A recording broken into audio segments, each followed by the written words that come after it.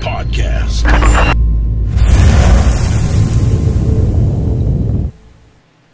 Hello and welcome to a special episode of Battlefield Podcast. Tonight we are talking with Inception, and we're going to be talking all about Medal of Honor Warfighter.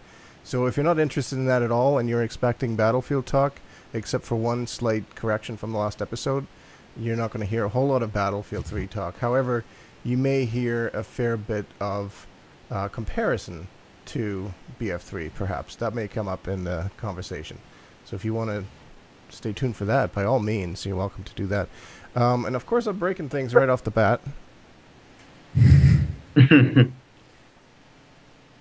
But it's all good. Already fixed. So yeah, like I said, first of all, let me introduce our guest. Of course, we have Tim, a.k.a. Darkness429. Hey guys, how you doing? Hey. And like I said, our guest, we have Ryan, a.k.a. Inception. And I assume we'll just call it Inception, even though it's Incep 710N. Yeah, I got fancy. Had to get fancy with some numerics in there, but Ryan or Incep usually are the quick go-tos. So whatever everyone's comfortable with. Perfect. Let me just break some more shit while I'm at it here. I don't know why the pause did that. There we go. So, Warfighter. If you're on Battlelog, obviously, if you're playing Battlefield, you've probably seen Warfighter show up there.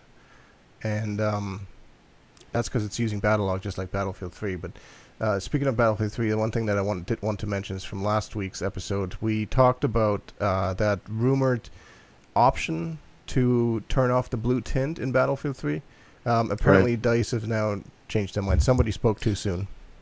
Womp womp womp. Yeah, they pulled the reins back on that warhorse there. So yeah, it sounded like it was really just a DICE employee who said, "Yeah, we're going to do that," and it was probably nothing official. And then he had to make a post saying, "No, we're actually not going to do that." So It was funny Yeah. where he made the post too. It was just some odd forum. yeah, it Was it on- wasn't official in Battlelog or anything.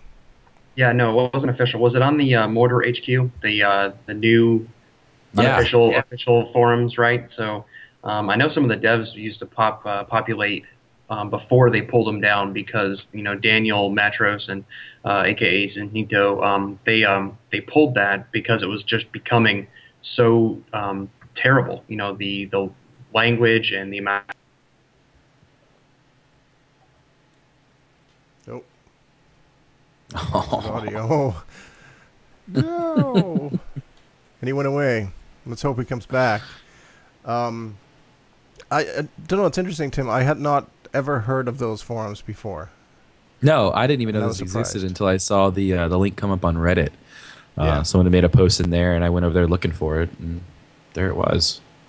Well, it's sort of surprising because you'd think that for Battlefield 3, maybe on the big sites like battlefieldo.com or any of those, that maybe the CMs would, I'm sure that they read. I haven't really ever seen them post there, but so I was kind of surprised that they were on this Mordor HQ. That I was like, what the hell's that? But anyway, Yeah, exactly. probably somebody told them like, hey, you shouldn't have said that. We're not doing it. This is how we like it. This is our art style, and we're going to stick with it. So that's not coming. There was quite a bit of debate in the comments on the video, on the last YouTube video, about how it's good or bad, or I think I called somebody whiners for not wanting the blue tint, and that got me in trouble. It seems to be a touchy subject, so I'm kind of glad this is just getting pulled because I don't want to talk about it anymore. Yeah, so it's just not going to happen. So there's that. Yeah. The other thing, as we wait for Ryan to come back. No, I'm back. I'm back in the call. Yeah, sorry guys. That laptop is trying to install stuff and shut down Skype. So my apologies. But just to jump back in real quick before we get off. Is your video on? Sorry to cut you short there. I don't see your video. Oh, it should be. I see it. Oh. Video is turned. No, I don't see it. And I am full of.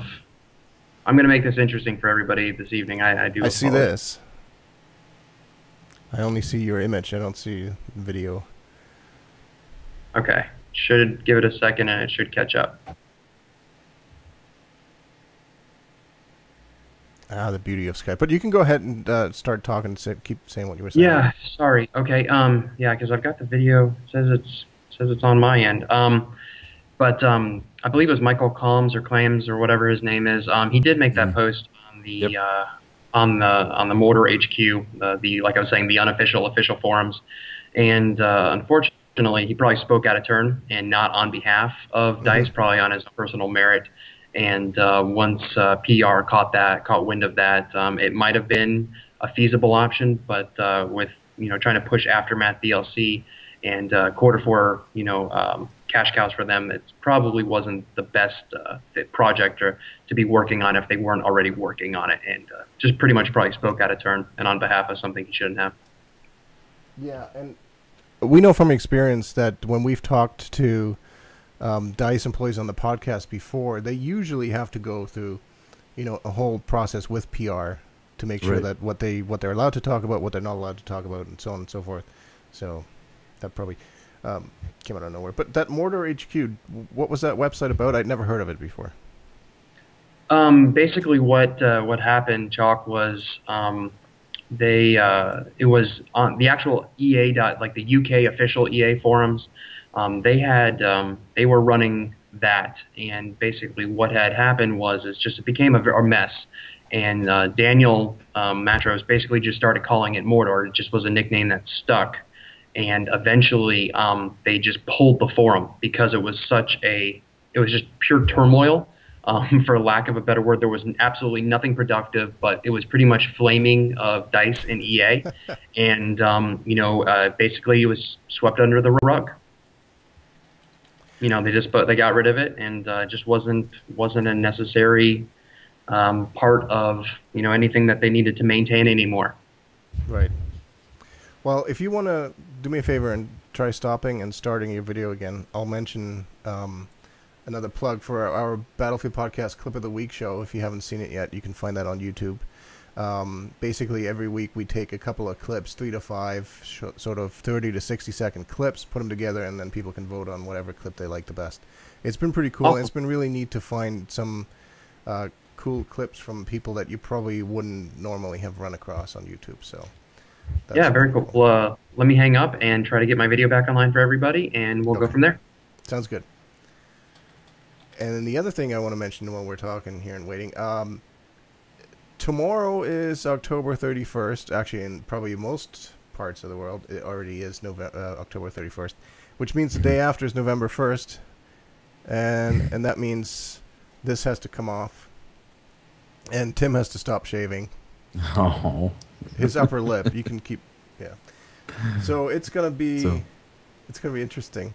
So if you haven't joined a Movember team, first of all, I think there's some confusion as to what it actually is. What it is, November is, what was it, Tim? I think October is Breast Cancer Awareness Month, right?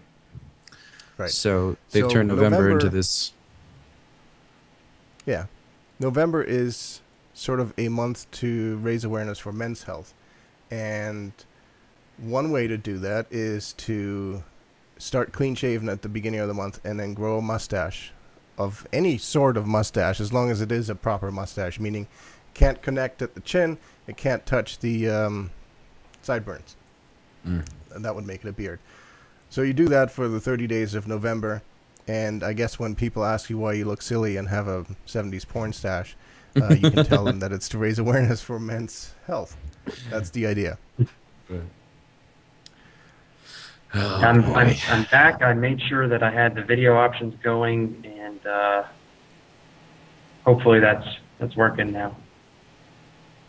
Yes, it is. I'm just trying to I got to get Tim on the other side of you on the thing. So, but I was just plugging Movember, and I know I asked you and you didn't want to do it. Lizzie's still working on Ron Swanson. Oh. Oh, well, I hope this is a success for us, because it's a good cause. Can sacrifice my face for a month to raise awareness for men's health. Yeah, I would definitely participate, but I have to be clean shaven at my employer, and so I do not have an option there. But remind me real quickly, what does it benefit specifically for gentlemen? Well, all by itself, it doesn't benefit anything other than just awareness, but there is a mechanism on the Movember.com website for people to donate on your behalf. So you can get them to basically support you by donating towards a variety of different charities depending on what countries they're in. And, okay, so it's not like that specific. Okay. Yeah. Well, that's cool. Yeah, my girlfriend actually had cancer, lymphatic cancer, and is a survivor. So definitely very aware, and she always yells me about making sure sunscreen and all that good stuff when we go to the beach.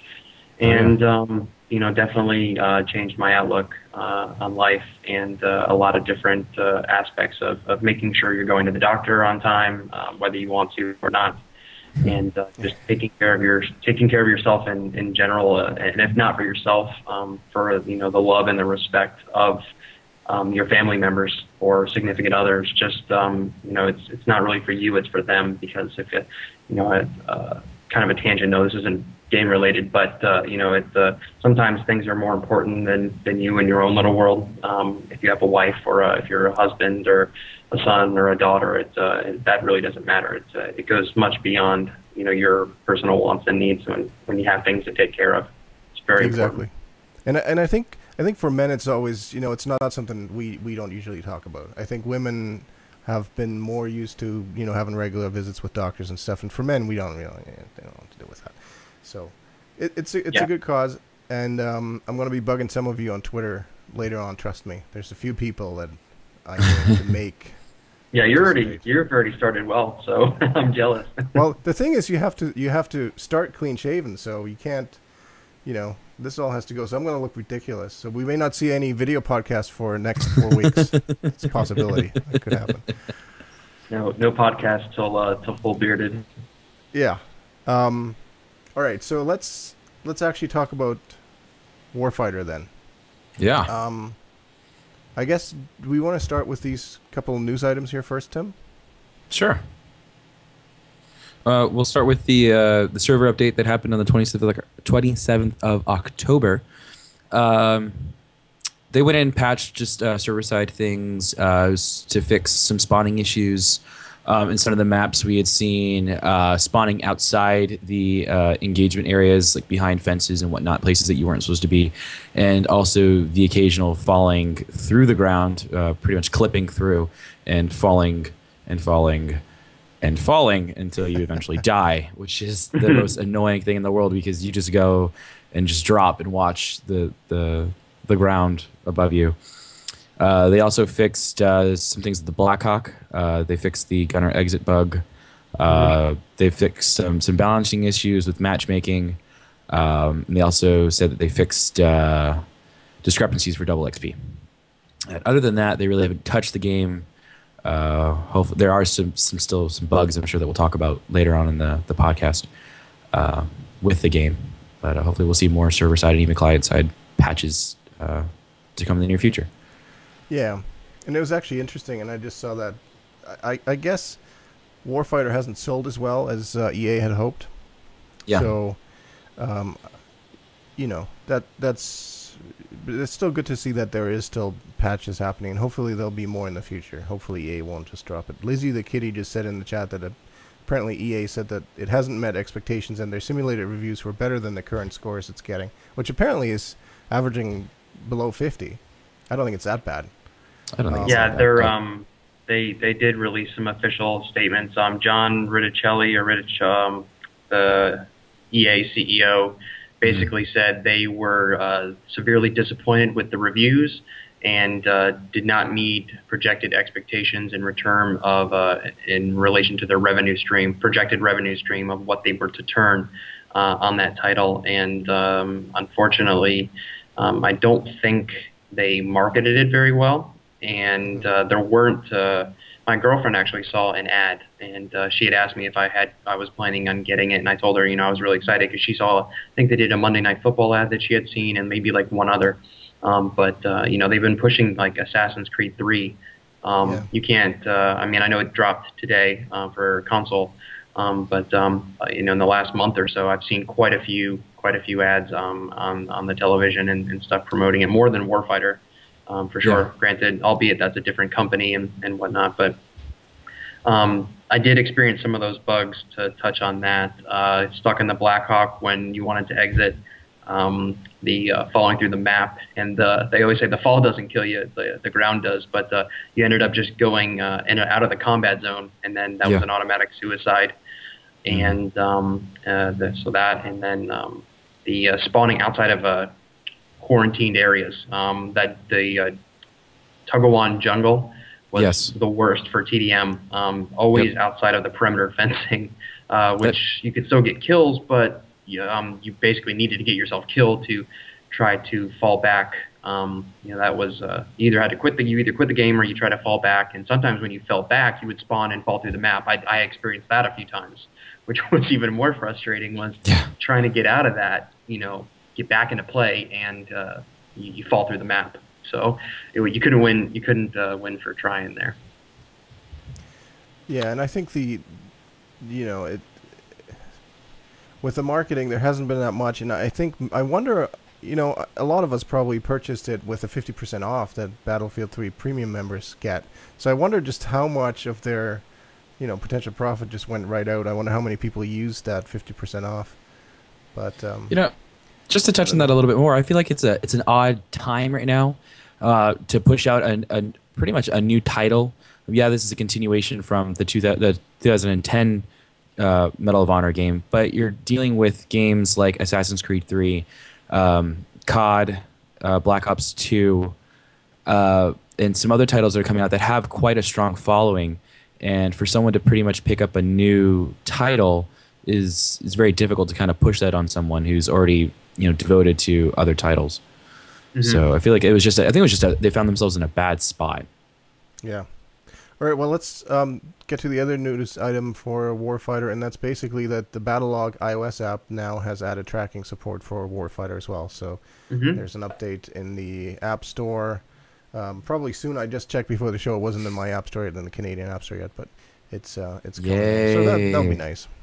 Good for you and all you Apple users.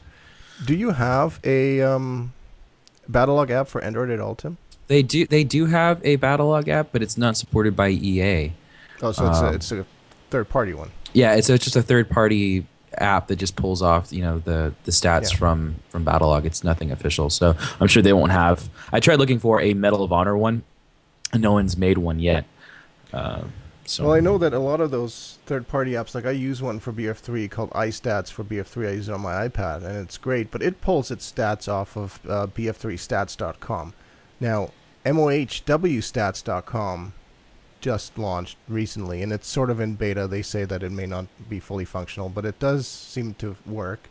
So maybe that will still be coming as well.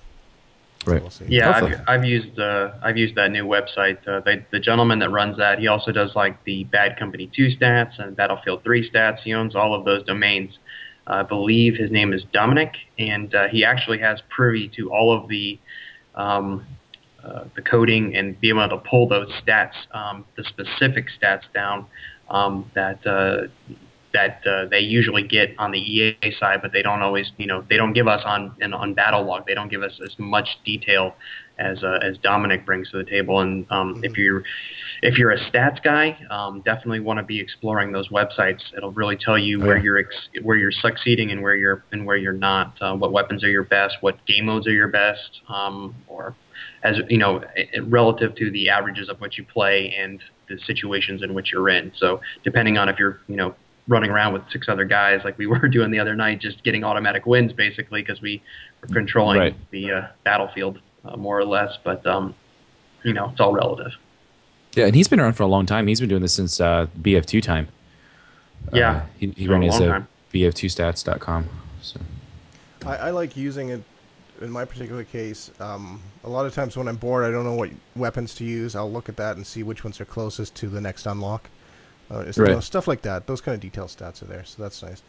So Warfighter in general, maybe we should talk a little bit about what Warfighter is. I know we kind of jumped the gun with the news and stuff earlier, but I guess it is a direct sequel to Medal of Honor that was released in 2010. it is, of course, the most recent game in the Medal of Honor series that has been around for a long time. Right. Wikipedia said it's the 14th installment. I couldn't dare count all those. But runs on Frostbite 2. It's not developed by Supposedly. DICE. A lot of times Right. it's Danger Close, and of course DICE and DC. It's all very similar. And of course EA markets it and publishes it. PC, PS3, Xbox 360, and that 50% off coupon. I guess is it only for PC premium members? I No, I believe thought it was so. for I thought it was for everyone. I thought so too, but I think it's only 50% off the digital download on Origin, which would be PC only. Interesting.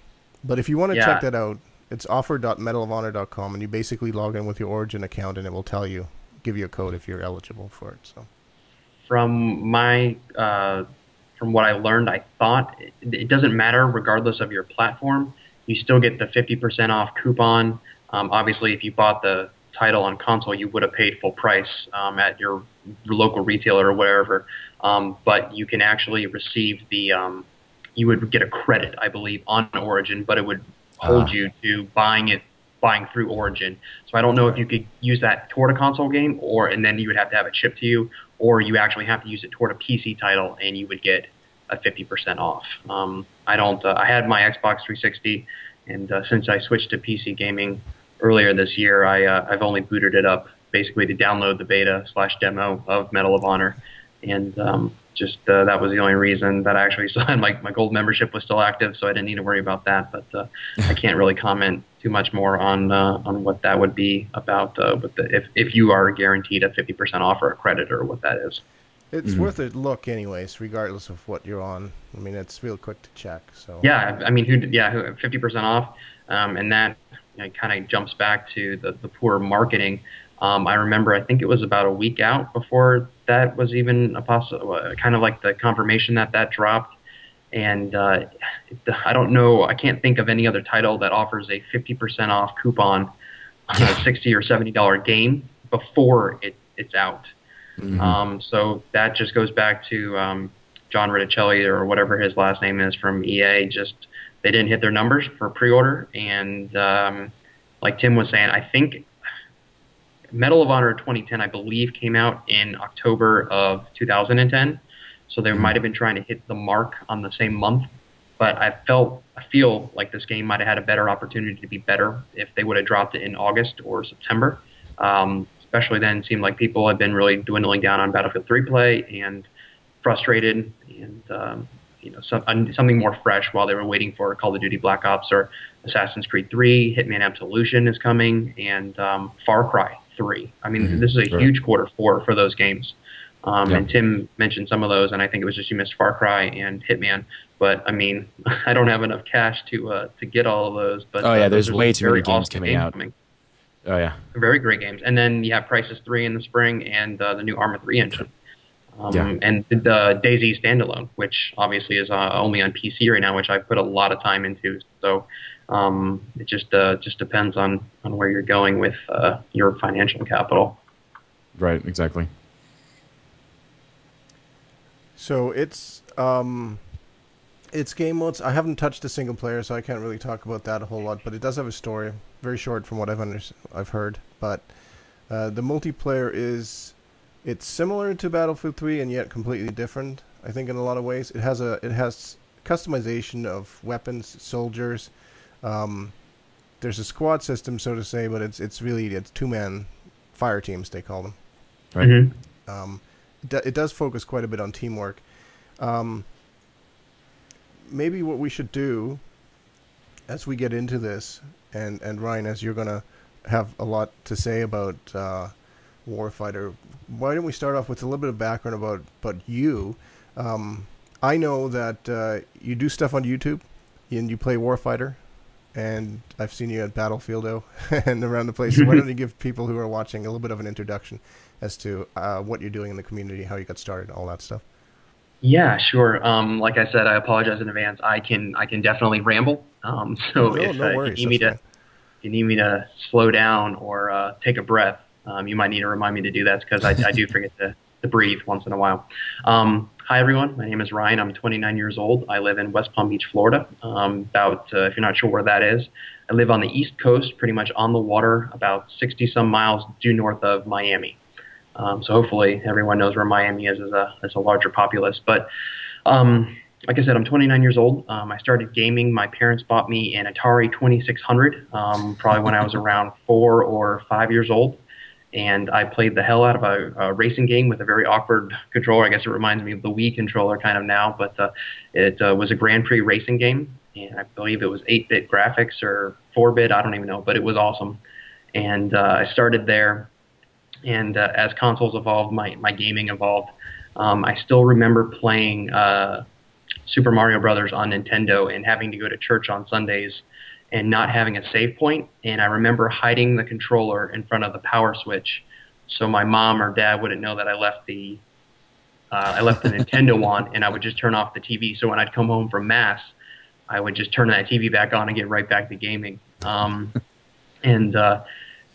snowballed from there, and basically went to college. I went to Florida State University, and I was playing around 2003 or so, or 2004. I was playing, so I could not true competitively, but I was playing Rainbow Six, Raven Shield, if anybody remembers that game. And I believe it was 2003 or 4. And I was playing on PC at the time. I didn't really know what I was doing. I got into it then, and that was before YouTube and all of that good stuff. And people just put stuff on forums and message boards, and MIRC and Chat Relay and all that. Wow, just Xfire was huge back then. I don't even remember. I don't know if that's still even, but all of that good stuff. Still around. And yeah, that's I haven't used it, but and so got out of that scene, and then just like I was saying, I was in college. Played a lot of Call of Duty with my buddies, or NCAA football, whatever year it was. That was the iteration we were playing. And after college, I didn't really have time for PC, working a lot. I am a golf professional, so I know how to instruct people and teach people the game of golf. I'm not actually doing that right now career-wise. I'm working at a pretty high-end seafood restaurant here in West Palm, bartending, just because I got kind of bored of the golf scene. I felt like I was babysitting older men. That's how I felt. The only thing worse is a needy guy who needs to play golf 6 or 7 days a week. But so I got off a console. Kind of fast forward here for you guys. I built a computer in the beginning of March of this year, and that was the goal. I really wanted to get back into PC gaming.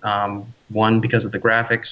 I've played Battlefield since 1942. I haven't always had the computer. I've been involved in some fashion, but I definitely played 1942 the year it came out, which it was, I think, 2002. That would make sense with the 10-year anniversary. So I did play that, and that was a lot of fun.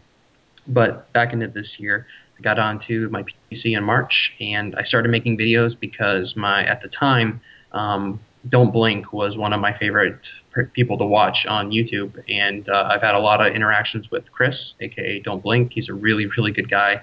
Gave me a lot of advice, kind of threw me out to the wolves and told me what I needed to know and what to expect. And it was nice that he kind of gave me something back after watching all of his videos and spending time listening to him. But that's why I started making YouTube videos, and that's where I am now with YouTube. And still learning things every day. But I do moderate the forums at MOHW.com and at Battlefieldo.com. And that's kind of my quick 20-minute story. Quick 20-minute story. So back to Warfighter then. What do you guys think? You guys have played it so far. We touched earlier about some of the bugs that have been fixed, that are still in the game. Overall, I guess, those low reviews, do you think they're justified? Or, every game has its problems, especially any EA game. We know that they're never perfect when they come out. But what's the current state of Warfighter? I'll just defer to Tim and let him respond first, and then I'll follow up. I actually haven't read most of the reviews. I've seen bits and pieces on Twitter and a little bit on Reddit, but I really haven't read any of the major gamer reviews. I think it's a pretty solid first-person shooter. Coming from playing a little bit of the competitive FPS, earlier on in my gaming life, having played, the Halos and the Call of Duties and whatnot, I think this competes pretty well with them. I think it's a pretty high caliber game. Yeah, it does have its bugs. Yeah, it does definitely have that EA stamp of approval where it's I don't care what the state of the game is, it needs to be pushed out now. Buy it, damn it. Yeah, exactly, and we've seen that with all the Battlefield games. I know when we've tested something and whatnot, there's still some things that are not finished yet, but it's time for it to go gold. So that's what happens, and EA is notorious for that. So I still feel like there's some things that could have been tweaked. I didn't get to play the beta because I don't have an Xbox 360, but I guess we can say it now. We did get to dabble in the alpha a little bit. And it's done a whole full 360 from alpha to release. It's a completely different game, and I've enjoyed it. It was weird. Ola and I were playing Battlefield 3 earlier, and it was just odd just to be back in that setting. I wasn't used to the large scale maps and not having someone around every corner. It's definitely a different experience. It's a nice change of pace. I've enjoyed it so far. Yeah, I'm actually going to touch on the campaign just very briefly. Sure. Yeah, because I haven't played it at all. I definitely played it. I won't release any spoilers for you, but I played it. It's very, and this has just been the general track of campaigns for first-person shooters over the last several years. It's you get an objective, you have to clear an area, you have to complete maybe some mini side quest. In the game there, quest probably isn't the best word, but you have to complete a side objective or something, or kill X amount of enemies in this space, and then you're allowed to go to the next space. And it's just a rinse and repeat, and you do that for 6 to 10 hours, depending on the difficulty or how long they designed the campaign. But it's gotten very, very, very linear, and I don't know if that's really a negative thing, because when I buy a game, the first thing isn't my first thought isn't I hope this has a sweet campaign. Because I'm going to play, play it over and over and over again.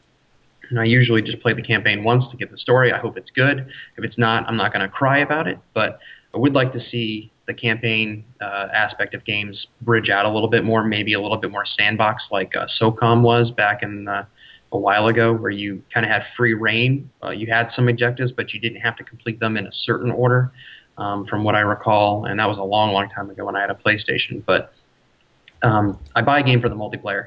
I've logged about 900 hours into Battlefield 3 between my Xbox 360 before I left and on my PC. Wow. I'm either at just under 900 or whatever, but I've amassed near 900 hours. We'll just round it up and give me the benefit of the doubt. So I don't even know what that is of price per minute or hour of what I've gotten, what I've received. But I've given back to Battlefield more often than not. So amidst all the bugs, the errors, the issues, the blue screen going, the blue screen staying, everything I've come to expect from EA. And, I give EA a bad rap. A lot of people give EA a bad rap, but they're a publishing company. At the end of the day, they care enough to make sure the product is marketable so they can line their pockets and feed their families and stuff. They're doing their job. The developer's job is to ensure a product that meets their, minimum specifications, so they have something to feed their families with. And everyone, at the end of the day, everyone's doing their job, and they can only do so much. But I do feel like this game was rushed a little bit. Battlefield 3, in relative terms, wasn't as buggy. Actually, I didn't play Battlefield 3 on PC. So let me I don't want to misquote anyone. I didn't play Battlefield 3 on PC when it launched. I didn't play it till March. So when I got on it in March, obviously it was issue free. The only issue I really had on Xbox 360 until I made that transition was the squatting system was very piss poor. It was very difficult to get into a game with friends, and when you did, you were broken up. So in Warfighter, there's a couple of things that I have issues with, but relatively speaking, in getting to play it from hour one, I don't have any real problems with the game, and I was actually pleasantly pleased that they released that day one patch. I was a little nervous and a little bit anxious when I read it. I mean, it was a 500 megabyte patch. The list it wasn't like a few tweaks. It was a massive list for everyone involved, and I was a little anxious. But it wasn't that bad. They fixed the little issues that have come up. I haven't experienced that. Knock on wood just now. I haven't experienced the chopper issue or falling through the map or being in an area I shouldn't be on a map. So, and that's 1 week after release. Mm-hmm. Yeah, I haven't fallen through the map. I've encountered a couple where, depending on the game mode, when the game moves up, all of a sudden you're out of bounds and there's really nothing you can do about it. I think from a gameplay point of view, and I can't help but compare it to Battlefield 3 just because that's where we're coming from. Graphically it looks quite nice. The biggest thing you'll notice right off the bat is it doesn't have the kind of destruction that we're used to from Battlefield, even though it's running on the Frostbite 2 engine. The whole process of getting into the game seems foreign because you can use Battlelog, but I wouldn't recommend it, and it doesn't seem to be as intuitive. So you're actually going back into the game. You've got a server browser in the game. You do the party build-up in the game and all that stuff. So it almost seems outdated now, which is so weird because a while ago people were still complaining about how it'd be nice to have a server browser in the game and stuff, but then this isn't probably up to par. But no, the UI was definitely ripped as a console port. That was definitely ripped. It's very counterintuitive, like you said. I got into a couple issues where I was trying to party up, and I actually had the game running, and then you can't have the game running and going through Battlelog. Yep. I don't know if you can, vice versa. I don't know if it matters in any way. I don't think if Battlelog's running in the background, I don't think for PC anyway, I don't think that matters if you're using the in-game browser. But that was something that kind of like irked me because I don't want 4 bars indicating my ping. I want a number. Exactly. So and you can't sort by those columns, so you I don't know. You kind of can, but yeah, the 4 bars are a typical console thing. I almost feel like the Battlelog and the actual the game itself are the way that you launch either in game or through Battlelog. They're almost like 2 different entities. It seems like when I go through Battlelog, it never keeps any of my customization settings that I've done in game. It just reverts to default on all the classes. It seems like whenever I'm in game and choosing a server, I always end up in a hardcore server. No matter what I try to do, it's just I'm always in a hardcore server. Because it doesn't tell you unless it's in the title. There's no way to figure out even through filters in game to sort out hardcore or not hardcore. You can turn on hardcore filter, but you can't turn off the hardcore filter to exclude any hardcore. Well, things like that is very frustrating. About that before, when we talked about Battlelog and how its server browser was actually really good compared to what had been in games, let's say in Battlefield 2, for example, and now in Warfighter, the server browser in the game is very limited.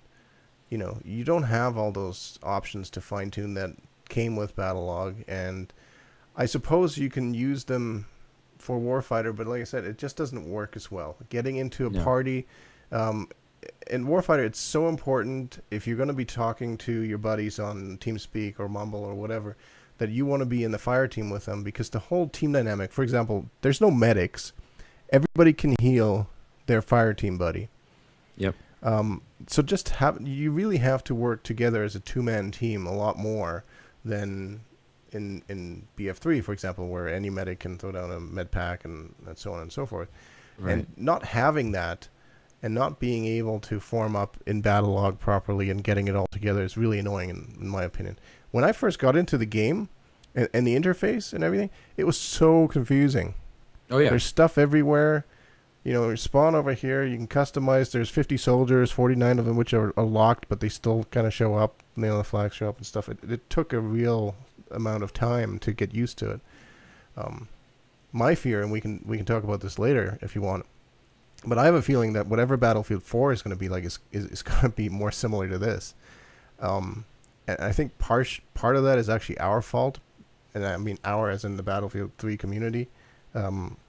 We're pretty hard on Battlelog, and a lot of people saying, "Oh, we need an in-game server browser." Pardon me. Are you okay there? Yeah, I'm fine. Go ahead. I'll go with what I'll try to roll with what you were saying. Like I was saying, we did criticize EA and DICE for not having an in-game server browser like we saw in Bad Company and also in BF2. Having to use this internet-based launcher was definitely out of our comfort zone. And now that we've gotten used to it, it's hard to having to divert back to the game. It's odd, and it seems like they worked. From what it seems like, they worked really hard on trying to make Medal of Honor integrate really well with Battlelog rather. Mm-hmm. But it's not meshing together right. It seems like that they started doing it like they were on the right track, and then they kind of stopped because just the things aren't working right. And it was really funny.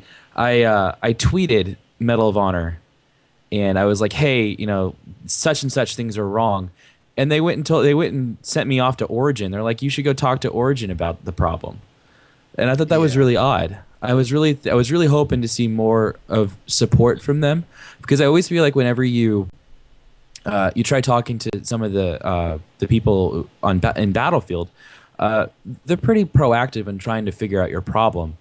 But I haven't really seen that from this side yet. So that was a little disheartening.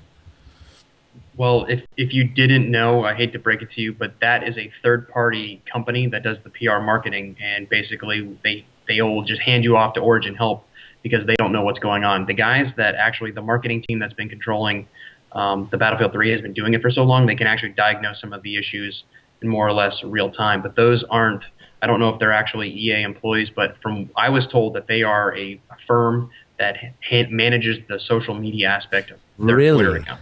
Oh, wow, I didn't know that. Yeah, so if you think about it like that it's just a firm of people that manage their accounts and retweet or watch videos and stuff like that. Like, oh, that's great job. Yeah. Because the only thing I've seen them retweeting is the campaign is awesome and the multiplayer, you nailed it. Exactly, like the very good positive things. Mm-hmm. And the server browser is one of those items that people have complained about and wished that was included in BF3. The other thing is VoIP, of course. We've all said on the PC side, why is there no VoIP built into Battlefield? And now I'm glad there isn't. Now that Warfighter has VoIP, and it's horrible. Well, I don't know if it's horrible, but you can't turn it off. So right there, that makes it really strange. It almost seems like they're halfway there. I think with Battlefield 4, and there's several things I want to talk on, so I might get lost. So pardon me if I ramble. The company that the actual third-party company that runs the in-game VoIP for Battlelog, it's a company called ESN Sonar. Yeah. They actually were contracted by DICE and by EA for Battlefield 4. So I think that would lead us to speculate that there will be an in-game VoIP, and that they're actually going to be doing hopefully something better with the tools they have right now. Because obviously you can talk to your friends in Battlefield 3 if you use Battlelog and you are friends, but not random Joe Schmo. The VoIP in Warfighter is awful. When it's off, it's not really off. If you're on TeamSpeak and you've got it set up so you don't hear your party or whatever, it's still, you pick it up or you get an echo. Battlelog caught a lot of flack because it wasn't the server browser. Because a lot of people the biggest critics of Battlefield 3 are diehard Bad Company 2 PC vets, I would say, for the most part. And Battlelog worked for me. The only thing that never showed up that I would have loved was a ticket filter. To where I could get 100% tickets, because I'd rather play, if I had an hour to play, I'd rather play like 4 maps at 15 minutes a pop than one map for an hour. I don't want to be in one map. You know, I had a screenshot somewhere. I don't know where it is. I joined a normal game of Conquest Large, I think, on Grand Bazaar months and months ago. It started with 15,000 tickets. 15,000. God, Jesus. Now, here's a quick story. I played because I love Grand Bazaar. It's my favorite map. I played in that for 3.5 hours. Okay, I got in when it had like 6,000 tickets, and it was nearing, you know, the end. And I don't remember if it was a close or a blowout. At this point, that's irrelevant. But I played for 3.5 hours. I got disconnected by EA Online. No points awarded. Oh.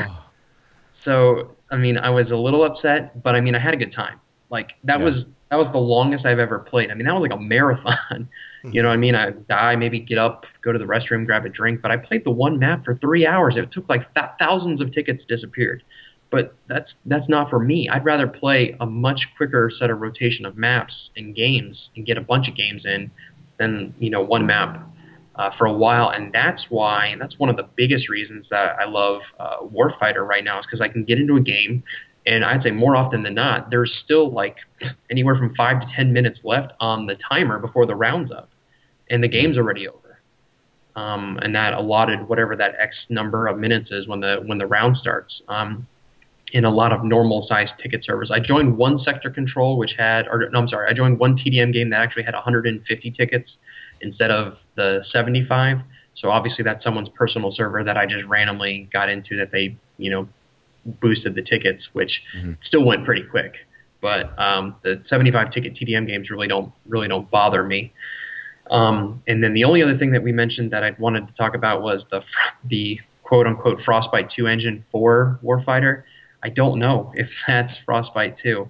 At least on PC, slight spoiler, I'm sorry. There's 2 driving missions where my monitor resized out of 1080p. So I'm not sure if they're actually using the same game engine there, or if they were using some sort of racing or simulation engine. A very popular Finnish commentator, YouTuber, Thready, he even tweeted them earlier today or yesterday. Like, he asked them, called them out and said, what game engine are you using for the driving scene? Because it's not. So Frostbite 2. And then specifically that jungle map where there's a lot of straw huts and I can't shoot through them when I know there's someone on the other side. It's very frustrating. And some of the map awareness is huge to doing well and producing a good kill to death ratio. And now I'm very well in the maps, especially the jungle map. I know how far I can push some of those tree lines where I'm not going to get hit, but I can almost head glitch them if I wanted to. And that's another thing. You can't shoot through trees. Obviously, they don't want you shooting straight through the map, but at corners and stuff, it doesn't make sense to me that I can't shoot through some of the shrubbery and whatnot. So other than that, I think it looks great. It looks different from Battlefield 3, even though it's Frostbite 2. I think I expected more, but I'm not like displeased. I mean, I've maxed it, and I've played a bunch of games maxed, and it doesn't turn me off. I mean, it impresses me still, but I'm not like, oh my God, this doesn't look like Battlefield 3, because it's not Battlefield 3. It's not Call of Duty. It's its own title, and that was like one of the very first things we talked about when we got on this topic. Was it's its own game. It's got its own feel. It's making its own mark. Whether or not it's making a good first impression or not, but again, backtracking to the poor scores that it's getting, it's kind of like an unwritten rule, that reviewers, and especially well-known reviewers like Cockatoo and all those people, it's kind of like a free gratis for them to get the game early in advance, so they can write a good review, so they can drive revenue for their respective magazines like PC Gamer or Xbox Official or whatever it is, to give the reviewers the copy so they can abuse the game and make a real justified opinion. And they got it on the day of release, like any other, like us, any other Joe Schmo could walk into a GameStop and get the game like any well-paid reviewer. And I think they just straight crushed them because they didn't get their copies. So, kind of like, well, you don't give me your copy, well, you're going to get a bad review. So how about them apples? You know what I mean? So yeah, I don't know if, I think that has to do with some of the game.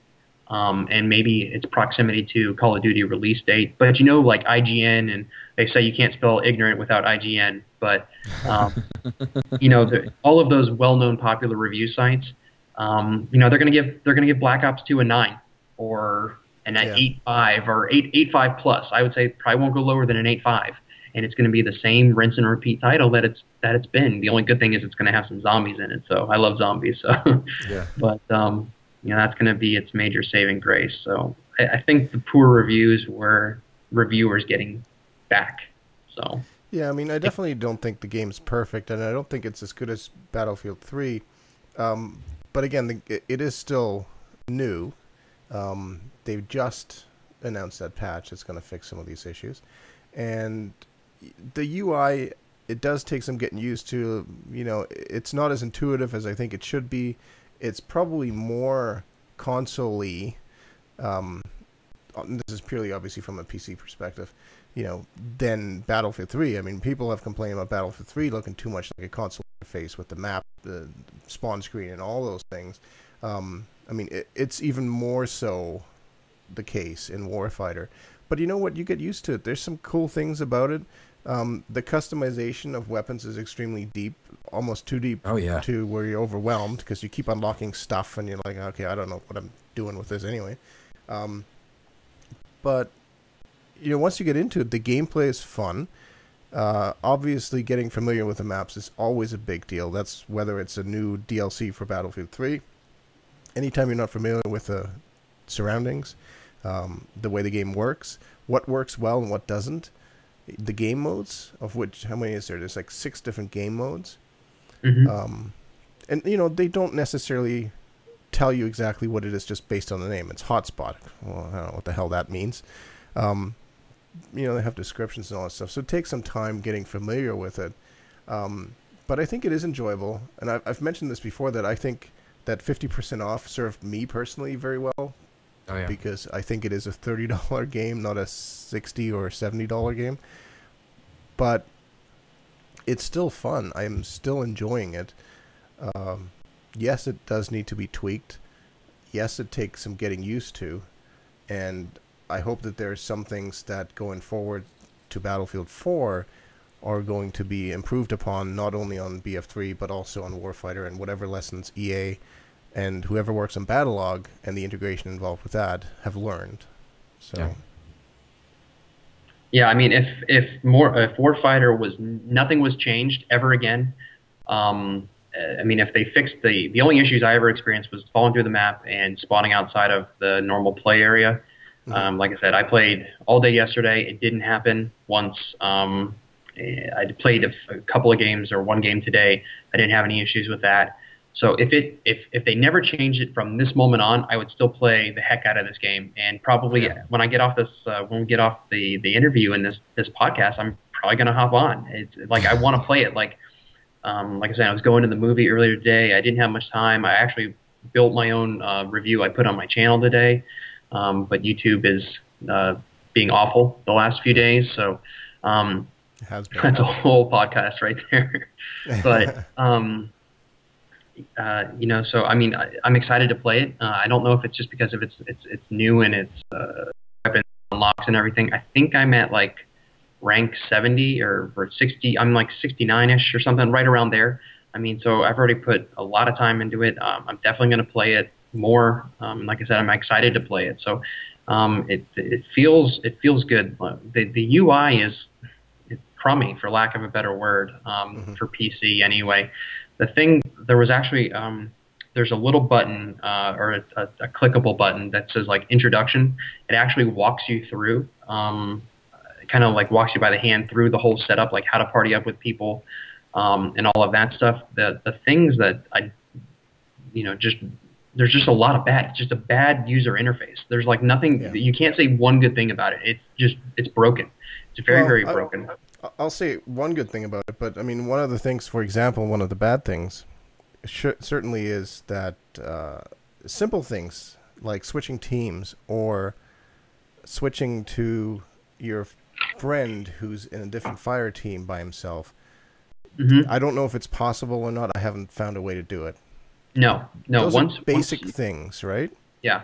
Well, that's So what that I'm saying. seems- Like, Yeah, it's if more the party difficult than it needs to systems, be. yeah, The if one the part party that I systems do are broken, like is the part of the integration with Battlelog and the platoon stuff. For example, you know, the way the rank shows up and having, and this is so superficial, but that's just me. The platoon emblem showing up in the game when you get killed. Going back to BF3, I wish they had that. And I know for BF3 we used an actual image file as the platoon logo. And we did that first for Warfighter as well, until we found out that that doesn't show up properly in game. So Tim actually went back and designed a kick-ass emblem using the official creator on Battlelog so that it does show up in the game. So it's little touches, you know, couple of wins, a lot of misses. Yeah. But yeah.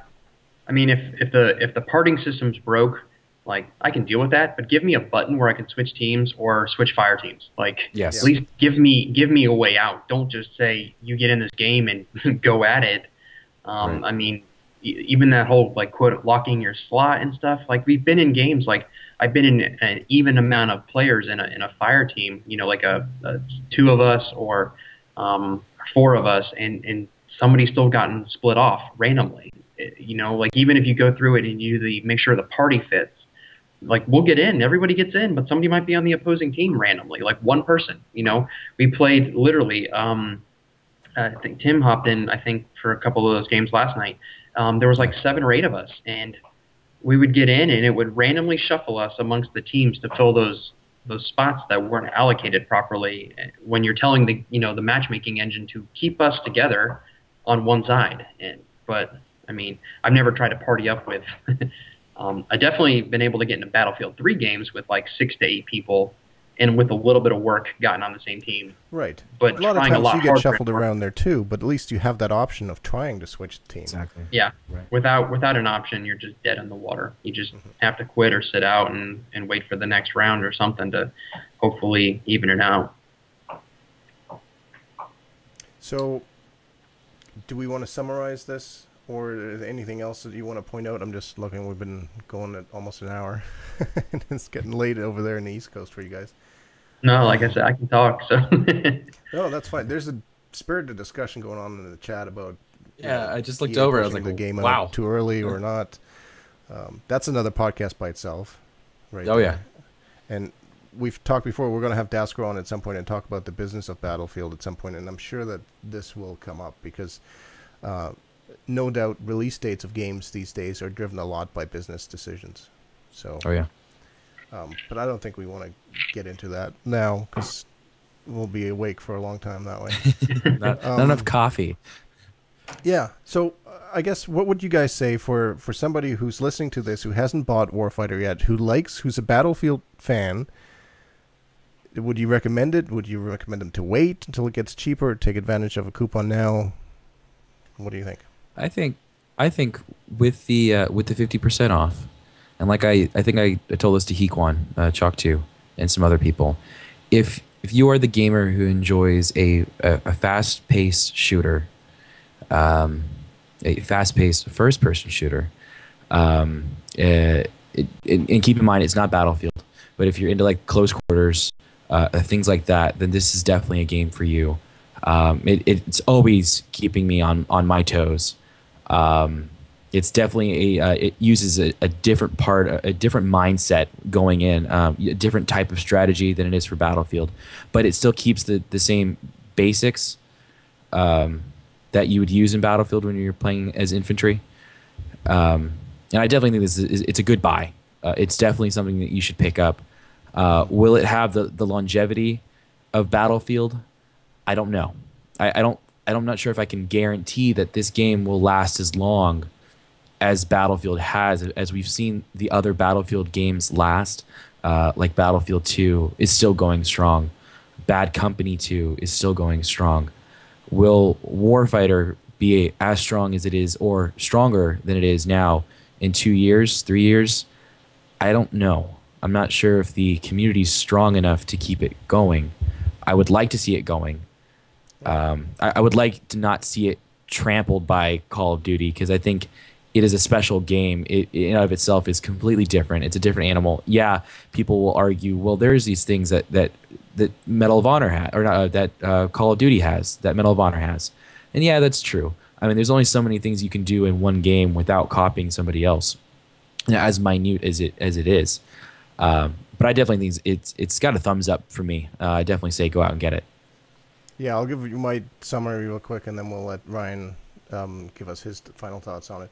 I think, too, with the current coupons, and now not sure if it applies to console, exactly how it applies to consoles, but if you can get it for 50% off, and you enjoyed close quarters in Battlefield 3, I think it's worthwhile. There's some neat things about it. If you enjoy stats, customization, all those things that are on Battlelog that I quite enjoy, I think you'll have fun with it. There's some positives about it. One thing we didn't mention at all was the ability to lean and peek around, have that kind of motion with sort of a semi-cover system.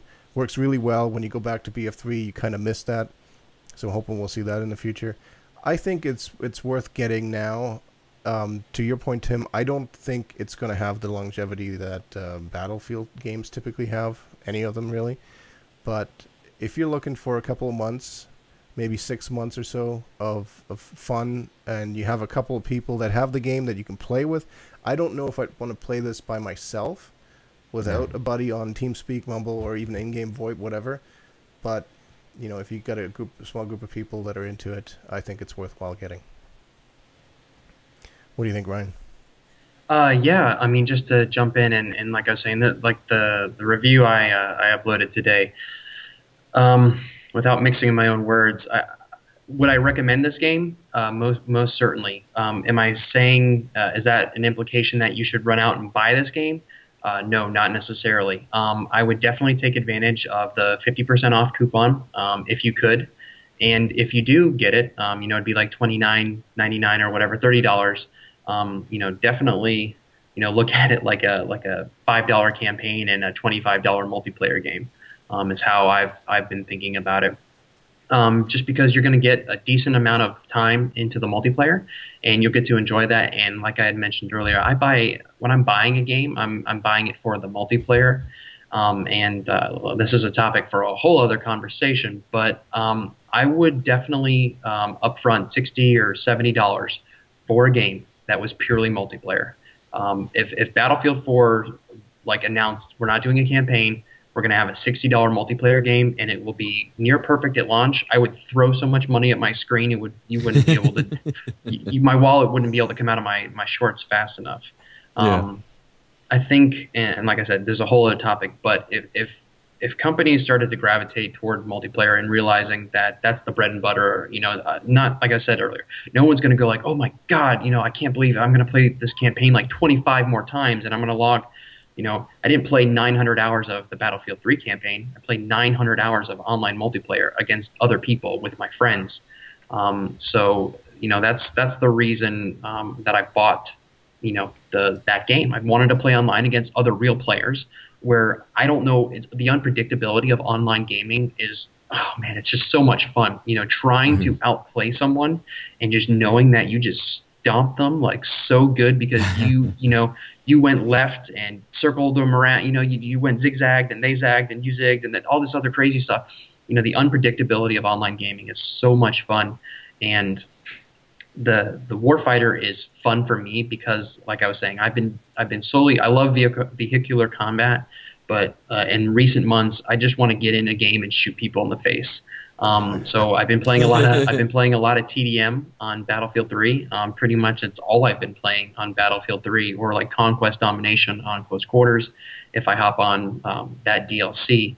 But for $30, it's definitely fun.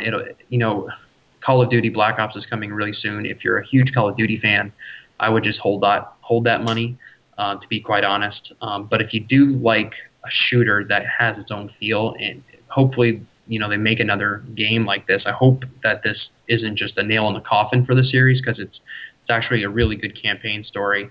But like I said, I don't buy it for the campaign. I buy it for the multiplayer. But I do think it has future and promise if they do try to get a little longevity out of this. Unfortunately, I don't think many people will be playing this game 6 months out. I think that's probably the max shelf life. you're going to be struggling to find games, or you're going to be playing games with the same 20 to 50 people online, depending on your platform. You're gonna make new friends because you're gonna only see the same people over and over again. Right. And that's how it is with Bad Company 2. When I hop on now, people that I don't know, but I recognize their gamer tags instantly because I've been in games with Rush games or Conquest games with them before. So I think 6 months would be probably more than EA ever imagined it would be. But at the end of the day, if you can get it for 50% off or get a 50% credit towards something else, I think it would be not a bad idea, unless you need to pay some bills, or there's another, like Tim and I mentioned earlier, there's some really other great titles coming out. Hitman, Far Cry 3 looks awesome. Assassin's Creed just came out today. So just depending on what you're looking for and what your favorite game type is, but that's my thoughts on it. All right, so that seems fairly unanimous as far as whether you should get it or not. If you do get it and you're on PC, want to invite you to join our platoon with the aforementioned cool emblem, which, by the way, you can see on the bottom corner of the video. Obviously, you'll find it if you search for Battlefield Podcast. You can join our platoon. If you have it on the 360, I believe the MOHW 360 platoon still has some room. And Lizzie says they have beer. So we have beer too, but it's not real. However, we did have the pleasure of giving away a pair of mechanics wear gloves earlier today, which was kind of cool. Oh wow, that's an awesome giveaway. Yeah, and again, the reminder, I didn't mention the URL earlier, to join a Movember team. There is now a Canadian team, a US team, a UK team, and a Swedish team led by Attic, all by himself. He's going to have to grow a super awesome mustache just to make up for the lack of other people in his team. You can find more information at the URL on the bottom of the screen, which is tinyurl.com/BFP Movember. That's just like November, but with an M for mustache. I think that'll pretty much do it. We'll be back with the Battlefield podcast possibly this weekend or next weekend. And I think the plan is to talk to Dasko about the business of Battlefield. We'll see what happens. We'll squeeze that in before the next DLC. I want to thank you again, Ryan, for coming on the show and talking with us about Warfighter. And tell people where they can find you online if they should, want to check you out on YouTube, Twitter, and whatnot. Yeah. Thank you guys for having me on. Of course, I really appreciate it. And Daskro, excuse me. He's a good guy, and he can definitely he knows what he's talking about. And if you've seen any of his weapon reviews and his real life weapon reviews, I think if anyone can talk more than I can, Daskro can. So he's a really good guy. But if you want to stalk me online, my Twitter is Inception. It's INCEP710N. And that's also my YouTube channel. I'll type that into the chat for you guys. I play lots of different kinds of games like DayZ, Battlefield 3, and Warfighter is what I've been posting. And just starting to, I actually wanted to get about a week under my belt with the game before I started posting a whole bunch of videos. And I don't need to be first with anything. I wanted to make sure I had a good grasp of the gameplay and my personal thoughts, and posted my review today. If you wanted to check that out, it's about 14 minutes long. So if I didn't make your ears bleed enough tonight, please go check that out. And again, thank you guys for having me on, and hopefully we can do this again soon. Sounds great. And again, just a reminder, you can find this video posted on youtube.com/Battlefield Podcast in the next day or two. We're on iTunes if you search for Battlefield Podcast, of course on the web, at Twitter at BF Podcast, Facebook.com/Battlefield Podcast, and BattlefieldPodcast.com. Lazy, you should join the US Movember team with Ron Swanson, and so should Ghost of Sparta. Calling you out, dude. Gotta do it. All right. Well, thanks again, Tim, as well, for staying up late. And thanks to everyone in the chat. And we'll talk to you in about a week or a week and a half. Bye, everyone. Bye, guys. Thank you. Bye.